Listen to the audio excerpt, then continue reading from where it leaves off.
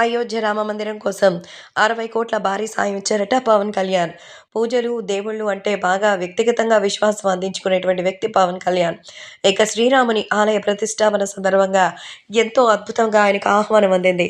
స్వయంగా దేశంలోని ప్రముఖులు 2000 మందికి మాత్రం ఆహ్వానం అందగా, అందులో మన పవన్ కళ్యాణ్ గారు ఉండడం విశేషం.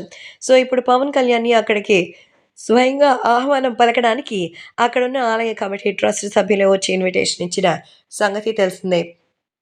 ఈ సందర్భంగా ఆలయ నిర్మాణం ఇంకా జరుగుతున్నటువంటి తరుణంలో 60 కోట్ల రూపాయలు భారీగా విరాళం ఇచ్చారట.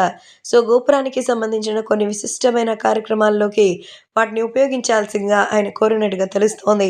ఏది ఏవైనా అయోధ్యలో మరి రామాలయాన్ని సర్వాంగ సుందరంగా మరి శోభిల్లేలా ఇప్పటికే పూలతోనూ, లైట్లతోనూ తీర్చిదిద్దేస్తున్నారు. కాబట్టి ఇప్పుడు తాజాగా ఈ విషయాలు కూడా ఎంతగానో వైరల్ అవుతోంది.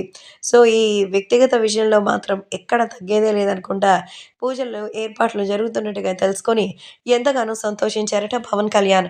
అందుకే ఏమాత్రం ఆలస్యం చేయకుండా 60 కోట్ల రూపాయలిచ్చి ఆలయ నిర్మాణాన్ని వేగవంతం చేసి మొత్తం అంతా కూడా కంప్లీట్ అవ్వాలని కోరినట్టుగా తెలుస్తోంది. కాబట్టి ఇప్పుడు ఈ విషయాలు కూడా ఎంతగానో సెన్సేషనల్‌గా మారుతోంది. ఈ ఏర్పాట్లను చూసి మిగతా వాళ్ళు కూడా షాక్ అయ్యే రేంజ్‌లో ఉందట. 60 కోట్లు అంటే గోపురం నిర్మాణం ఇంకా వైభవంగా చేయొచ్చనే ఈ ప్రయత్నం పవన్ కళ్యాణ్ స్వయంగా చేయడంతో అందరూ షాక్ అవుతున్నారు.